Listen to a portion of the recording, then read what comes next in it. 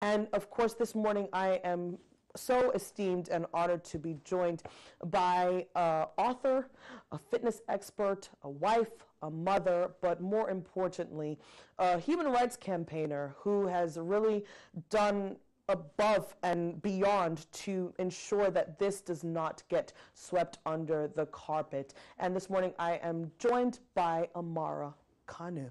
How are you this morning? Good morning, Kalisha. I'm fine, thank you. Good morning. Thank you so much for joining me this morning. Now, of course, as I mentioned, this entire program today, we will be discussing the situation that is going on in Libya regarding African migrants. Yes. You've started a petition. Yes, I have. That has gotten thousands of signatures in less than 24 hours. Yes. Can you tell us a little bit about what made you start the petition and why this has become something that you are adamant about seeing till the end? Well, let's take it back a notch. You know, this thing hasn't just started yesterday. I mean, 2 weeks ago, I saw a petition come on my WhatsApp via my friends who are Francophone, so they're French.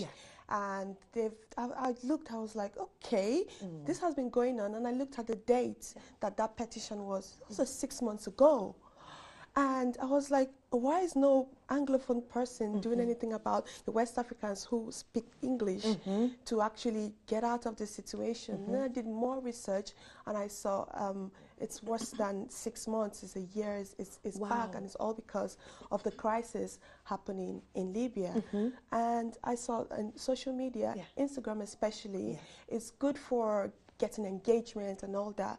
And I thought with my followers, well, what am I doing? You know, I spoke to Nollywood actress, her name is Georgina Onoha, and we did our talking and crying over the phone. And I was like, no more crying over it. Let's start something. If the Nigerians hear about it, and if our government do hear about it, then we can actually figure out a way to go get those people out of there. Like, even if it means, you know, raising funds, actively doing something. So I started a petition, just me and her, and I got maybe 100 followers in 10 minutes, and then I just kept pushing. So as of this morning, we have about 28,000 people who have signed, and please sign more, because our president of Nigeria, he spoke about it this morning.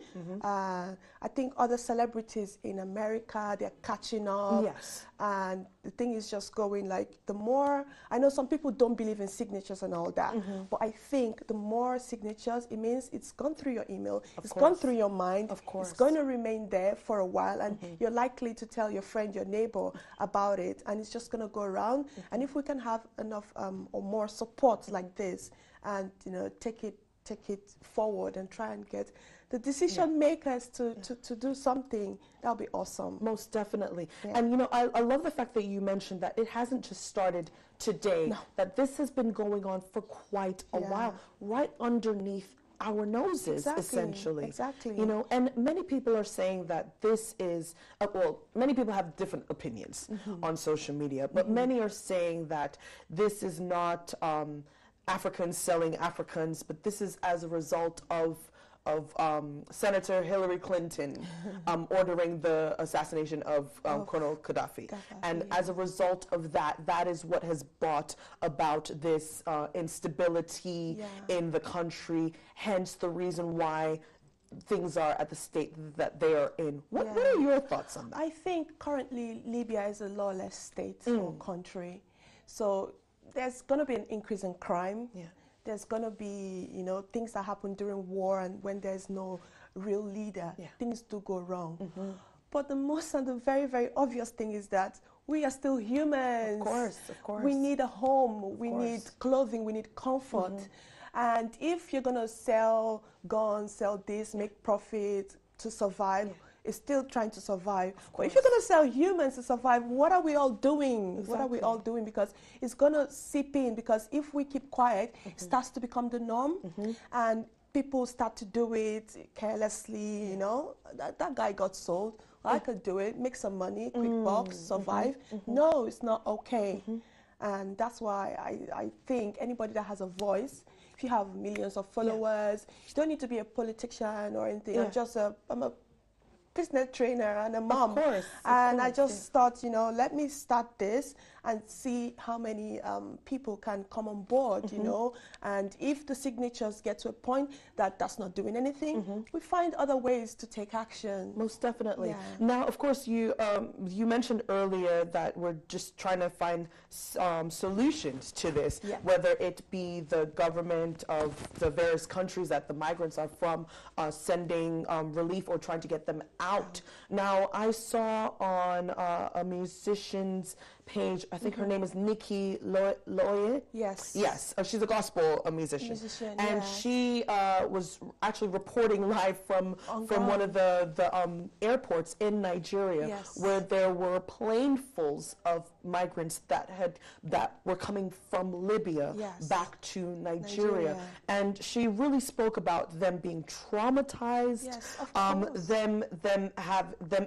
have just looking lifeless, as in they were looking like they were walking dead. They were zombies, like they had the very life taken out of them. And it's only because they're trying to search for, or trying to get rather, to Europe to get a better life. They're trying to escape poverty. And they end up getting sold. This essentially is modern day slavery. It brings back to mind, you know, images of the American slaves back in the day, like hundreds of years ago. And that's why some people don't like history. Some people don't like to keep that image in. Who wants to keep an image of somebody in chains in their mind? Nobody wants to do that. The people that have come back, they will be traumatized. So the work doesn't even end like go get them out. When they come back to Nigeria or to any African country, they're displaced. They don't know where to start. The fear of actually starting is worse for them. You know, they want to cross into Europe, but Europe, it's not as green as they think it is. And that's why we need to keep making the noise and keep saying. Somebody asked me the other day, what's all the signatures going to do? If everybody is talking about, oh, go sign this in your office, and you talk about it, somebody who is really thinking of trying to follow that route through the desert to the sea would know how dangerous it is. Of course. Even if they don't have access to the internet, they will hear their boss saying, oh, I signed this because it's very dangerous. Of course. They're trying to get there. Most definitely. And you know, I know that you mentioned you're a mother, and that is absolutely fantastic, because I think that's the best job in the whole world. Well, you know? It's the number one job, and then others, the best job in the whole world. However, you know, many parents would probably be struggling to even explain to their kids what they're seeing, because as we know, social media is everywhere. These images are everywhere. You know, what are some of the things that you would advise fellow parents to be able to maybe break it down to explain to their kids? Well, I don't think there's any point in hiding it. That's number one. Number two, this is only teaching us humility and gratitude.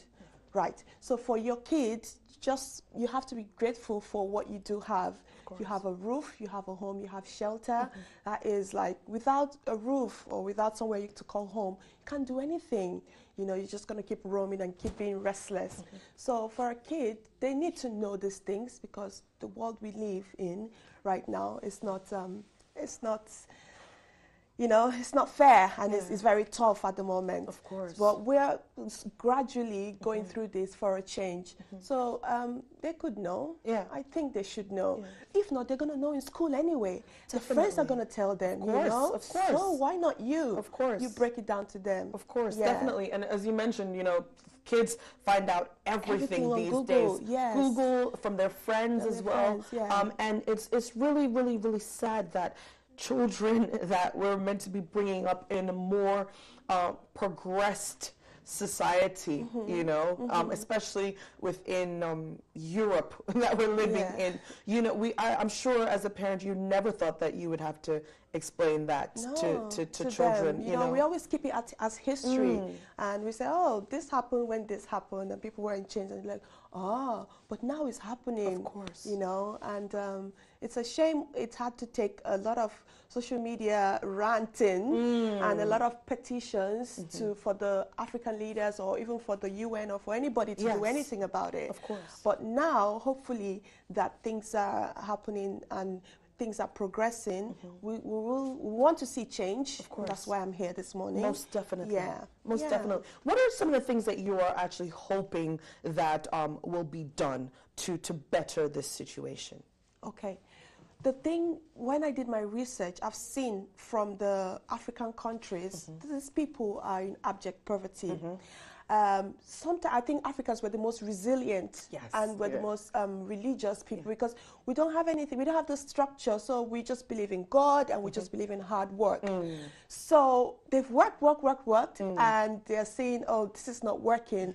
Some people who go abroad, they make it, and because the ignorance and the education is not up to par, we don't know that it's not as easy as it is here. Of course. Even the people that come to Europe legally, you have to pass through stages. It's hard. Of course, it is. It's hard, really you know. is. I've been living in the UK for like 13 years. I know it's hard. If my husband didn't have a work permit when I came, that's it. You know, what am I looking for here? Of course, of course. You know? Of course, what am I looking for? So for people, where was the question again? What your change that you want to see? Yes, of course. So the change has to start from home. Of course. Yes. So if our leaders, you know, cut down on the corruption and try and make things a little bit easier, because I know Africans will work hard. Of course. So make it easier for them, jobs, handwork, you know. I'm not saying give freebies, but make opportunities available for people to do work, because they will do work and they will feed themselves. And there is sunshine in Africa. Of course. Who wants to live there?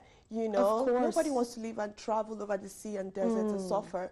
So if the change starts from home, you know, and then another thing I was thinking of was the people that actually deceive the migrants back home. Exactly. Yeah, and tell them that, oh, bring this money, we'll lead you through the desert and everything. That's where the slavery starts. Of course, it does. So it really does. The police or the government, they need to clamp down on those kind of activities, the pushers they're called. Definitely. Yeah, because they start from home. Of course and then they get resold when they get out. That's really horrific. And we have a caller on the line. Good morning, caller. What's your name and where are you calling from, please?